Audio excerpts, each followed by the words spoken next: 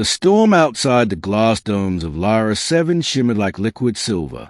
Lightning veins snake across crimson clouds, their glow reflected in the towering spires that pierced the planet's toxic skies.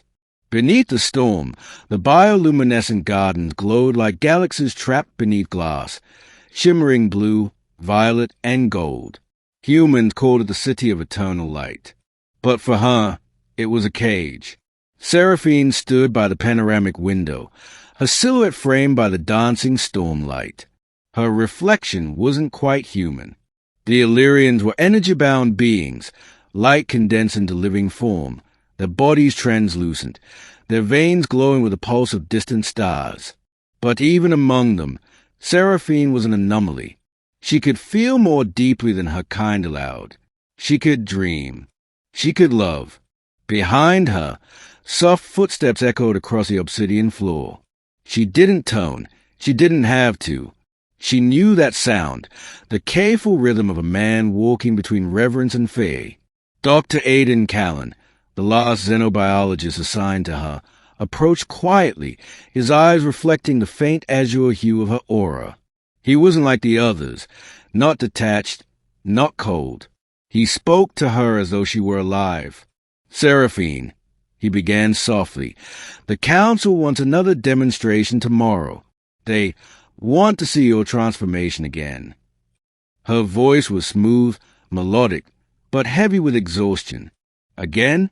How many times must I strip away my form for them to believe I'm more than light contained?" Aidan hesitated. "They don't see what I see." Finally, she turned to him. Her eyes, pale as comet trails, searched his face. "And what do you see, Aidan?" He took a careful step closer. The air between them shimmered, warm and electric. "I see someone real, someone afraid, someone beautiful." She laughed, the sound brittle as glass. "Beautiful? To them, I'm a phenomenon. To my people, I'm a disgrace for letting a human speak my name with tenderness." Outside, thunder rolled, deep, resonant, almost sentient. For a heartbeat, it felt as though the heavens themselves were listening. That night, the research chamber hummed with sterile light. Dozens of scientists stood behind glass panels, their faces obscured by reflection. The transformation sequence was ready. Sensors hummed, recording every photon her body would release. Seraphine stepped onto the central platform. Her luminous form glowed faintly through her containment layers, what humans mistook for clothes, though they were actually photonic veils that anchored her energy to physical space. She looked up at Aidan, who stood beyond the glass. "You told me once that humans fear what they don't understand. Will you still look at me when I stop pretending to be like you?" Before he could answer, the lights dimmed. The countdown began. 5. She removed the first veil.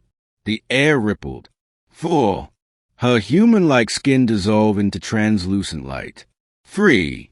Her hair disintegrated into a halo of radiant filaments. 2.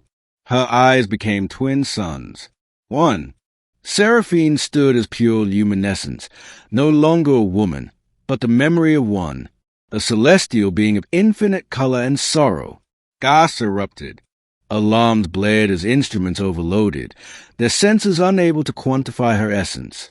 But Aidan pressed his hand against the glass, transfixed. The brilliance should have blinded him, but he couldn't look away. Her voice, now ethereal and resonant, filled the chamber. "If I remove my clothes, will you still see me?" The question was a whisper, yet it echoed through the walls, through him, through the stars themselves. Without hesitation, Aidan opened the containment door. The scientist screamed at him to stop, but he stepped forward into the storm of light. Radiation surged. The air cracked. He reached her, and though his body trembled under the force, his hand found his shape, intangible yet solid in his heart. "I see you, Seraphine," he said. "Not the light, not the data. You." Her form flickered violently, unstable. "Then see all of me," she whispered, "and remember that I was real." The world exploded into brilliance. When the light died, the chamber was silent. The glass was vaporized. The machines melted. Only Aiden remained, collapsed in the ashes of silver and light. Seraphine was gone, dissolved into stardust. Days later, Aiden awoke in a medical wing. His body bore no bones, yet his pulse resonated with 2 heartbeats, one human, one alien. His eyes reflected faint motes of light that pulsed in rhythm with the stars outside the dome. They asked him what happened, what he saw, what she became. He simply said, "She showed me what love looks like when it forgets form." But at night, when the planet's storm clouds parted, the sky shimmered in strange hues, violet and gold. Astronomers recorded new constellations dancing where none existed before.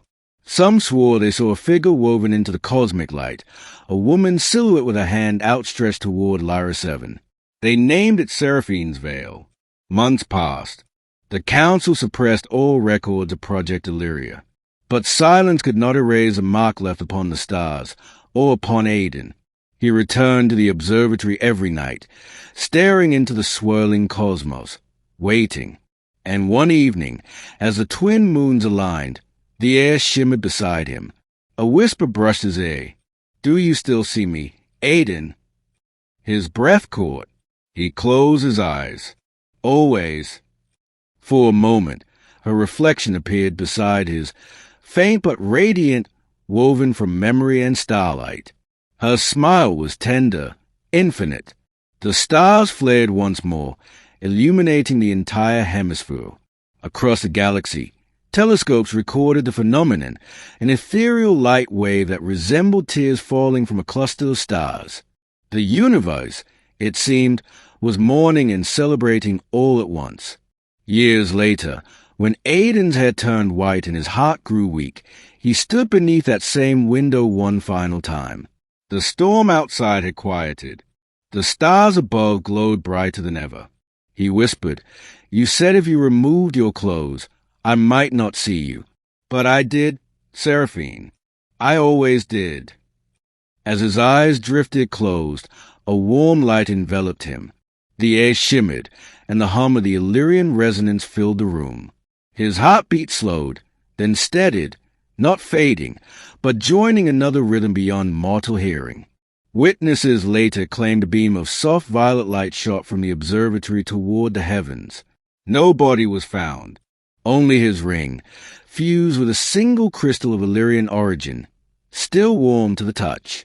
And far beyond the veil of stars, in the glowing arms of a nebula, 2 figures danced, one of light, one of flesh made whole again. Together, they moved as constellations watched and time held its breath. For when he chose to see her, not as a phenomenon, but as a soul, even the stars wept, and the universe itself remembered their names.